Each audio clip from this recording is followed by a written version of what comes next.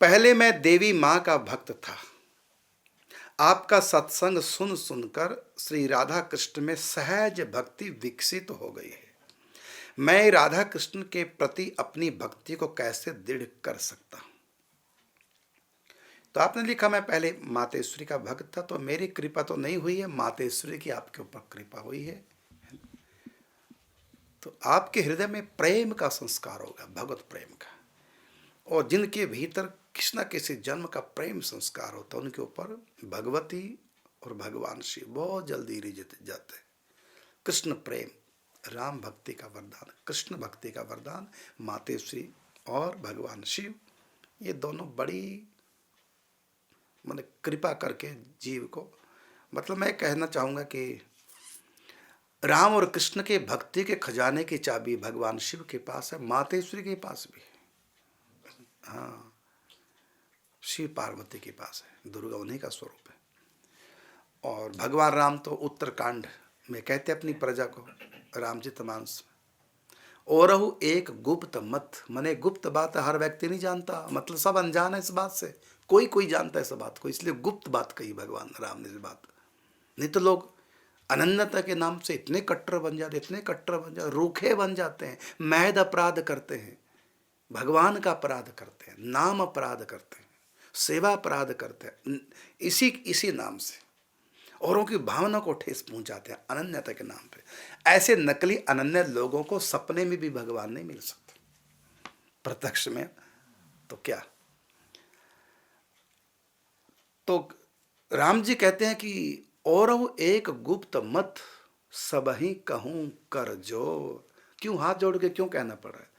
भगवान को पता कि मेरी बात सब मान नहीं पाएंगे, इसलिए हाथ जोड़ रहा हूं, भाई मान लो। जब कोई हमारी बात नहीं मानता तो हमको हाथ जोड़ने पड़ते हैं। तो यहाँ सब ही कहूं और कर जोड़। क्यों?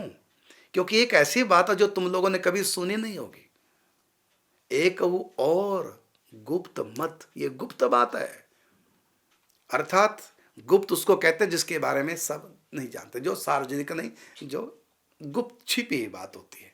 तो ये बात छिपी हुई है, शास्त्रों में छिपी हुई है, संतों के हृदय में छिपी हुई है, ये सबको नहीं बताते। आज मैं बता रहा हूँ, और मुझको पता, पहली बार जब कोई कुछ सुनता है नया बात, वो मानने में थोड़ा सा हिचकिचाता है, उसको शंका भी हो जाती है बात ठीक भी है कि नहीं, क्योंकि ऐसी बात कभी नहीं सुनी हमने, ये पहली बार ऐसी बात कह रहे हैं।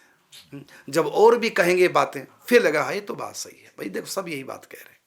अब यहाँ इसलिए राम जी कहना पड़ा, और एक गुप्त मत सबही कहूं कर जोर।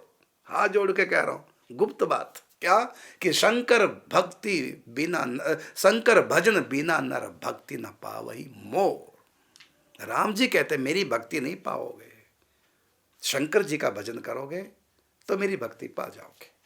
तो शंकर जी का भक्त बहुत जल्दी रामकृष्ण का भक्त बन जाता है। इसी प्रकार माते श्री दुर्गा के जो भक्त हैं, यदि वो रामकृष्ण कथा सुन ले तो बहुत जल्दी भक्त बन जाते हैं।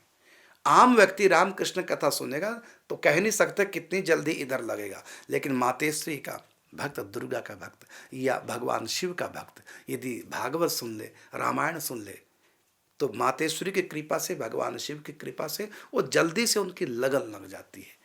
तो आपने कहा कि पहले मैं देवी माँ का भक्त था, आपका सत्संग सुन सुनकर श्री राधा कृष्ण में सहज भक्ति विकसित हो गई है। मैं राधा कृष्ण के प्रति आप अपनी भक्ति को कैसे दृढ़ करूँ, ये दूसरा अंश आपके प्रश्न का।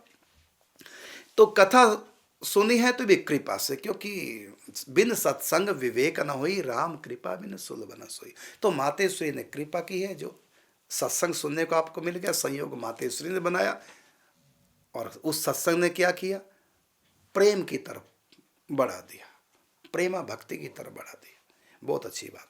अब प्रश्न आपका ये है अगला, इसी का दूसरा अंश, कि मैं राधा कृष्ण के प्रति अपनी भक्ति को कैसे दृढ़ कर सकता हूँ।